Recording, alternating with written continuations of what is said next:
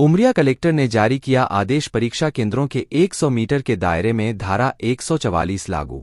उमरिया में माध्यमिक शिक्षा मंडल की हाई स्कूल, हायर सेकेंडरी की परीक्षा बुधवार 5 फरवरी से शुरू होगी और 28 फरवरी बुधवार तक चलेगी। परीक्षा केंद्रों में अनधिकृत प्रवेश रोकने और कानून शांति व्यवस्था बनाए रखने को लेकर परीक्षा केंद्रों से 100 मीटर तक धारा 144 लागू की गई है।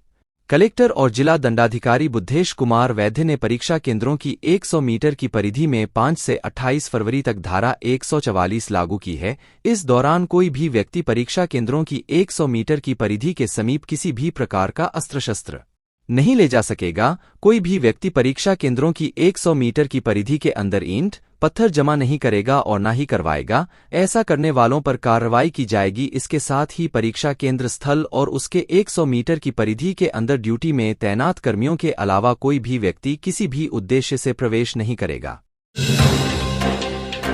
उमरिया के घुंघुटी चौकी पुलिस ने की कार्रवाई, रेत का अवैध खनन कर परिवहन करते एक ट्रैक्टर जब्त, केस दर्ज। उमरिया के पाली थाना के घुंघुटी चौकी क्षेत्र में अवैध उत्खनन पर पुलिस ने सख्ती दिखाई है। साथ ही रेत से लोड ट्रैक्टर ट्राली को जब्त कर कार्रवाई की है। पाली थाना के घुंघुटी चौकी क्षेत्र में पुलिस को मुखबिर से सूचना मिली, जिसके अनुसार पुलिस ने अर्जुनी पहाड़ियां रोड भोला बैगा के खेत के पास रेत उत्खनन कर परिवहन करते ट्रैक्टर ट्राली को जब्त किया है। मऊगंज कलेक्टर ने गोरमा डैम का किया निरीक्षण, लीकेज की वजह से पानी हो रहा था वेस्ट, बकाया जलकर वसूलने के दिए निर्देश। मऊगंज कलेक्टर ने ग्राम बिझौली शुकुलान में मौजूद गोरमा बांध का आज निरीक्षण किया, जहां पहुंचकर कलेक्टर अजय श्रीवास्तव ने किसानों की समस्याओं को भी सुना। इस मौके पर प्रशासनिक अमले के साथ ही गांव के लोग भी उपस्थित रहे। बताया गया कि रबी के सीजन में तो यहां सिंचाई के लिए पानी की पर्याप्त उपलब्धता रहती है, पर खरीफ की फसल के समय में डैम पूरी तरह से सूखने की कगार पर आ जाता है। खेतों की सिंचाई के लिए जल का संकट निर्मित न हो, इसके लिए प्लान डिजाइन कर बांध को विकसित करने का काम किया जाएगा। बताया गया कि बांध से नहर के निर्माण में कुछ पोजिशनिंग में लाइन का काम होना बाकी रह गया है, जिससे लीकेज होने के कारण काफी मात्रा में पानी वेस्ट हो रहा है। इसलिए इसे दुरुस्त करवाकर जल्द से जल्द किसानों को सिंचाई के लिए पर्याप्त मात्रा में पानी उपलब्ध करवाया जाएगा, ताकि किसानों को समस्याओं से छुटकारा मिल सके। सिंगरौली में जान जोखिम में डालकर नदी पार कर रहे ग्रामीण, प्रशासन से की पुल बनाने की मांग, सचिव ने विधायक को बताई समस्या। सिंगरौली जिला मुख्यालय से करीब 15 किलोमीटर दूर ग्राम पंचायत डिग्घी के हरिया और राजासरी गांव के लोग जान हथेली पर रखकर सफर करने को ग्रामीण मजबूर है। दोनों गांवों के बीच स्थित काचन नदी पर पुल नहीं बनने से लोगों को जान जोखिम में डालकर आना जाना कराना पड़ता है। दरअसल सिंगरौली जिले के हरिया और राजासरी गांव के बीच से काचन नदी गुजरती है। नदी पर पुल नहीं होने से दोनों गांव के लोग आने जाने के लिए नदी पार करते हैं। स्कूल गांव के दूसरी ओर होने से रोजाना 100 से अधिक स्कूली बच्चे जान जोखिम में डालकर नदी पार करते हैं। लोगों को अपनी रोजमर्रा की जरूरतों के लिए 2 घंटे का सफर तय करके परसौना या बैठन जाना पड़ता है।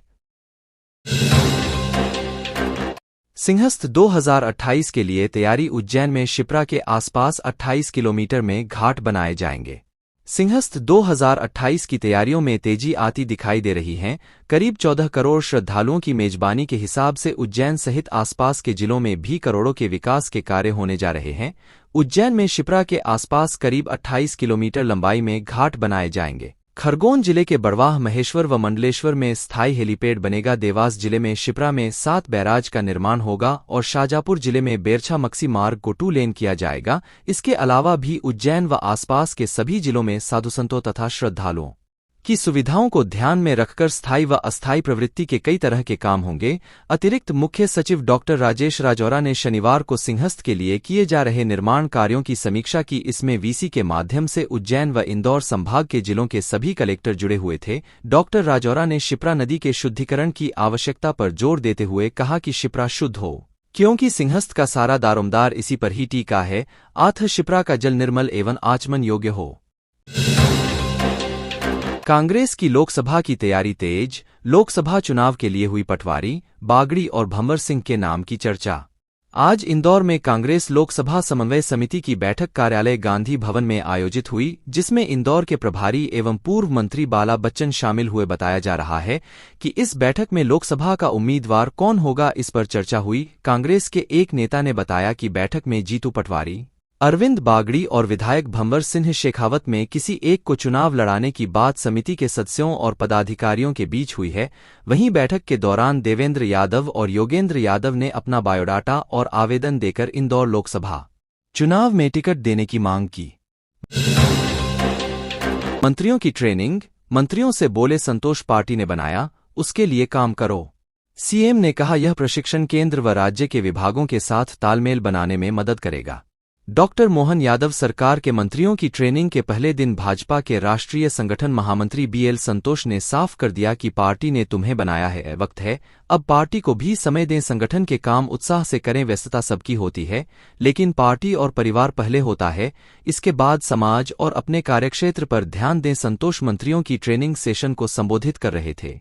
इससे पहले मुख्यमंत्री डॉक्टर यादव ने कहा कि कैबिनेट के निर्णय से प्रदेश की जनता प्रभावित होती है, इसलिए मंत्रियों की ट्रेनिंग जरूरी है। ट्रेनिंग से शासन की बारीकियां पता चलेंगी, इससे प्रशासन में कसावट आएगी, सीधा लाभ लोगों को मिलेगा। मंत्रियों का ट्रेनिंग व ओरिएंटेशन प्रोग्राम अटल बिहारी वाजपेयी सुशासन एवं नीति विश्लेषण संस्थान में हुआ।